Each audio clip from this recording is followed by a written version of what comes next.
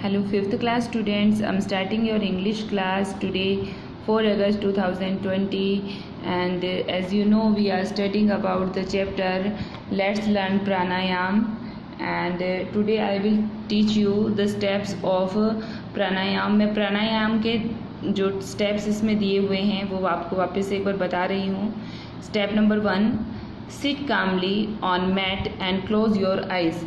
Sit calmly on mat and close your eyes. First step. Second step, put left ankle on the right thigh. अपना जो left ankle है वो right thigh पर रख लीजिए। रख लिया।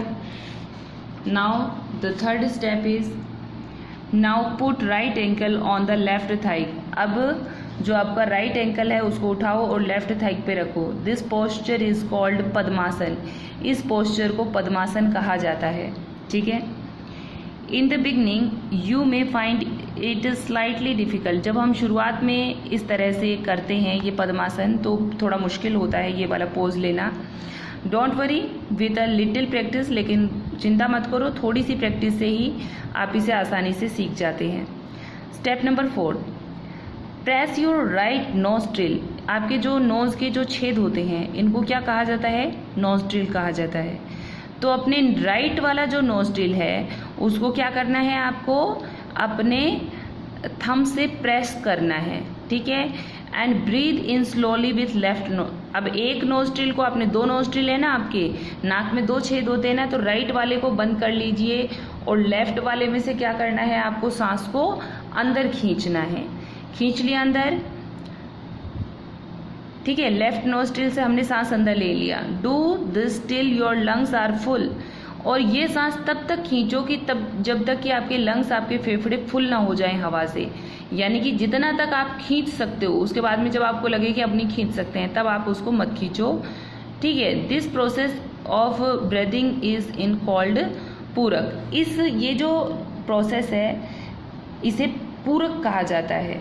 ठीक है। ये जो एक्टिविटी आप करोगे ये क्या कहलाएगी? पूरक कहलाएगी। स्टेप नंबर 5 में क्या करना? Hold your breathe for 5 to 10 second. जो सांस आपने अंदर खींची है, अपने लंग्स को फुल भर लिया आपने हवा से, उसे आप 5 से 10 सेकेंड के लिए रोक कर रखो। इतनी देर रोक पाओगे आप। और only as long as you comfortably can. और 5-10 सेकेंड से ज़्यादा अगर आप रोक सकते हो तो आप उसे ज़्यादा भी रोक लीजिए। The process of holding breath is called kumbhak. सांस को एक नोस्ट्रिल से अंदर ले जाना तो कहलाता है पूरक, फिर उसको होल्ड करके रखना कहलाता है कुंभक। 6th स्टेप में क्या करना है? Now release the thumb and close the left nostril. अब आपको क्या करना है? जो आपने इतनी देर से राइट वाले नोस्ट्रिल को थंब से बंद कर रखा था, आपको उसे तो रिलीज करना है और जो आपका लेफ्ट वाला नोस्ट्रिल है जिसको आपने अब तक खुला छोड़ रखा था, उसको आप अपनी जो रिंग फिंगर होती है, जैसे मैंने ये रिंग पहन रखी है ना, ये रिंग फिंगर होती है हमारी, रिंग फिंगर से आपको क्या करना है? अपने नोस्ट्रिल को उसको आपको दबा लेना है और जो आपका राइट वाला नोस्ट्रिल है उससे आपको क्या करना है? ब्रीथ आउट करना है। यानी कि वो जो भरी हुई सांस थी उसको बाहर निकालना है। This process of breathing is called rechak. इस तरह से जो हम ब्रीथ आउट करेंगे वो क्या कहलाता है? रेचक कहलाता है। उस प्रोसेस को रेचक कहा जाता है। Now breathe in from the right nostril. अब सीधे वाले नोस्ट्रिल से आपको क्या करना है? ब्रेथ इन करना है, फिर से इसे होल्ड करना है, यानी कि फिर से पूरक, फिर कुंभक और फिर वापस से रेचक। एक बार लेफ्ट वाले नोज से ब्रेथ इन करो, ठीक है, और होल्ड करो। एक बार फिर राइट वाले नोस्ट्रिल से ब्रेथ इन करो, होल्ड करो और फिर लेफ्ट वाले से ब्रेथ आउट करो। ठीक है। Now press the right nostril with thumb and breathe out from left nostril. ठीक है। तो you may start with 5 round and increase it up to 15 to 20 round. 5 round से लेकर के आप 15-20 राउंड तक आप ये इस तरह का ये जो प्रोसेस है, पूरक, कुंभक और रेचक, पूरक, कुंभक, रेचक, बस वो चेंज करते रहो, कभी राइट नोस्ट्रिल से तो कभी लेफ्ट वाले नोस्ट्रिल से। ठीक है। तो ये आपका चैप्टर कंप्लीट हो चुका था। वैसे बाकी मेरे को लगा कि एक बार ये जो प्राणायाम के स्टेप्स हैं ये आपको फिर से समझा देने चाहिए, तो मैंने वापस से समझा दिए। सो आज देखिए क्वेश्चन आंसर सॉल्व करते हैं।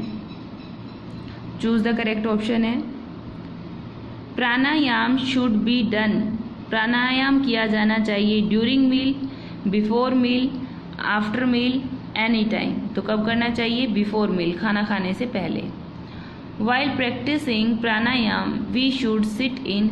जब प्राणायाम करते हो तो पहले कौन सी स्थिति में बैठना चाहिए? Halasana, padmasana, chakrasana, none of these. तो किस पोजीशन में बैठना चाहिए? पद्मासन में।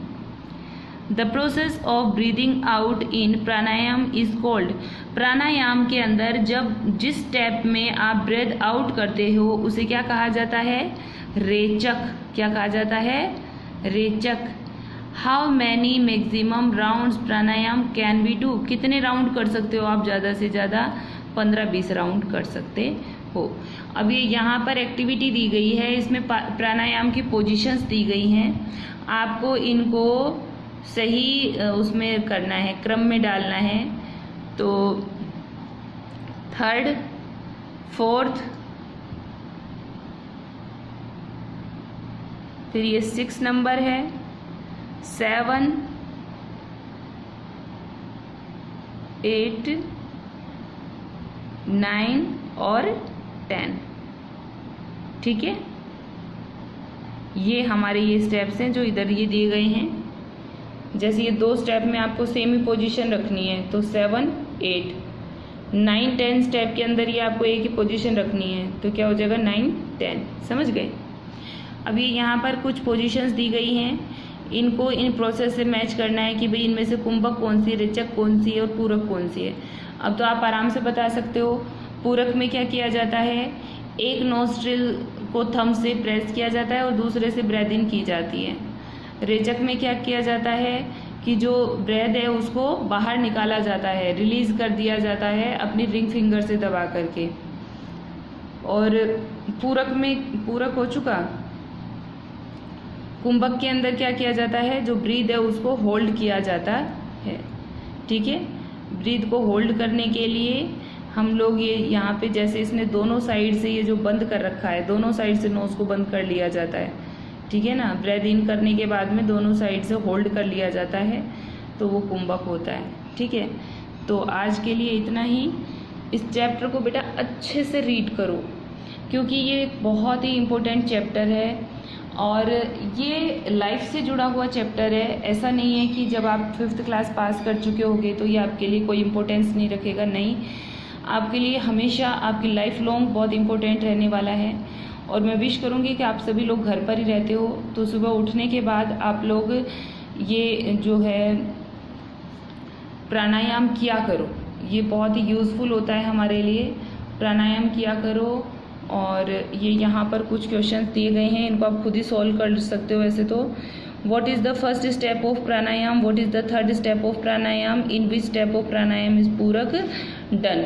तो पूरक कौन से स्टेप में किया जाता है? 4th स्टेप में किया जाता है।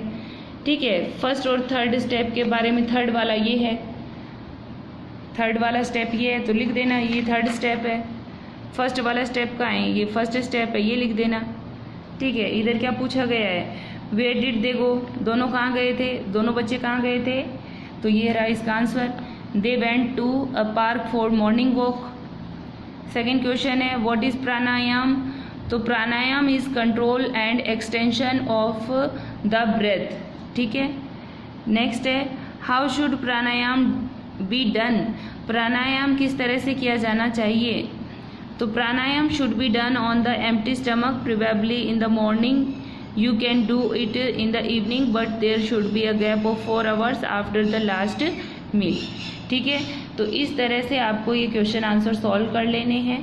इससे आगे जो क्वेश्चन आंसर है वो मैं कल सॉल्व करवाऊंगी आपको। आज के लिए इतना ही। So thank you, bye, have nice day.